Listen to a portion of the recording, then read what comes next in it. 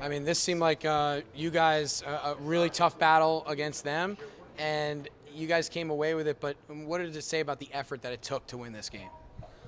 Well, I think we learned one a lot about ourselves in that response coming after a loss last night, but learned what playoff hockey is, and that's what that is.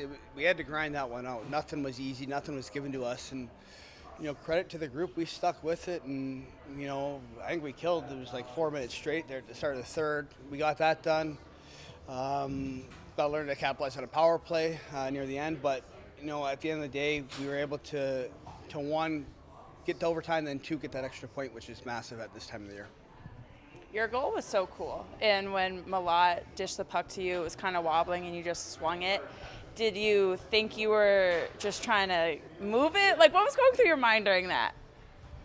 It's honestly one of those things that you see and that you try and practice and you kind of joke about, and I saw it coming, and that was the first thing that popped into my mind, and just swing and hope, and I was fortunate that it came off my stick, right, and was able to tie the game. But again, we battled as a team, from there on to keep it at 1-1 and then to get that extra point in the shootout, like I said.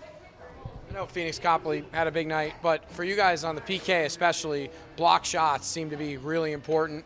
What did you see from the group? And, I mean, you got one as well. Well, I think it just shows the buy-in. A couple of games ago, I think we gave up 3, so that was something that we want to clean up. But when you're killing 2 minutes 5-on-3 and everyone's willing to sell out, forwards, D, wingers, centers, whoever's out there got the job done. And I think that goes back to our 5-on-5 game. We got to get the job done, and we're learning how to do that, which is a good thing going forward. You got to score in front of Monarchs captain Vincent Laverta. Did you get a chance to formally meet him, talk to him about what being a captain means to this organization? No. I mean, I just said hi at the face-off. I was actually worried. The opening face-off, they all had pucks, and I thought I was going to be handing out about 12 pucks, but no. But with that being said, I've played with a lot of great leaders that I've had the chance to talk to, and anytime you win a championship team, I think it's very invaluable, and I've had that experience with both a Nathan Page and a Brian Lashoff in Grand Rapids my first year. So I'm sure he would echo the same things that I've learned. It would have been great to meet him, but just the timing with them coming in quick and us playing a back-to-back, never did have that opportunity. This year they gave you the C. How much pride do you take in wearing that and also being a mentor to the young defensemen on the back end? Well, definitely a big honor. At the start, I want to, lead by example for the most part. I'm not a big rah-rah guy, but I think just going out there, putting in the work, and showing what it takes to be a pro is something that can help, further these young defensemen's careers. And not only D, it's forwards too. It's guys buying into a system. It's guys learning how to be a professional and learning the pro level. Both North American and European skaters. And like I said, we've learned a lot so far this year, and it's been a great privilege to be a part of this group. Frankie still living with you? Yeah, I got Frankie and Boother, so I'm dad, cook, maid sometimes. I don't know, try and make them do some stuff around the house. Do they stay up all night playing video games? I don't know. They do play video games. I let them do that. It's something to take their mind off the game, which is, at the end of the day, that's what you need as well, is get away from the rink and find something that you enjoy outside of hockey. Glad you brought up the cooking, because actually we got this video coming out this week. They took a cooking class. Have they used any of what they learned in that class back at home?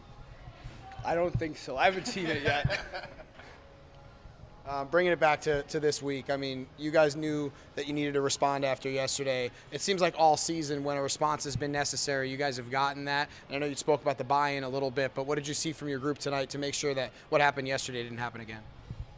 Well, I think we learned that we had to stay patient. We weren't going to win the game or tie the game in the first 2 minutes after they scored. We knew that we had to keep going behind them. We knew we had to get on the forecheck and get pucks back. And it's cliche, but it means so much at this level to be able to do it over and over and over consistently. And that's how you wear teams down. That's how you win. That's how you win hockey games. And again, learning these lessons in the regular season is going to pay dividends going forward. last thing, that it was no penalties in the first 40 minutes, and then the third period, obviously, a lot of different calls going both ways.